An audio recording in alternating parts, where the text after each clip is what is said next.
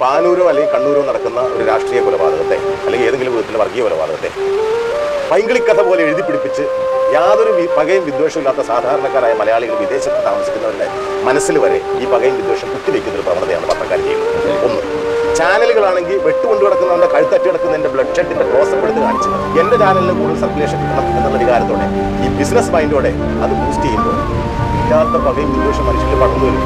പാനൂർ നടക്കുന്ന ഒരു കൊലപാതകത്തെ പത്രത്തിന്റെ 5-ാം പേജിലോ 6-ാം പേജിലോ ഒരു ചെറിയ വാർത്തയായിട്ട് കൊടുത്ത് എഴുതി തള്ളിക്കളയണം.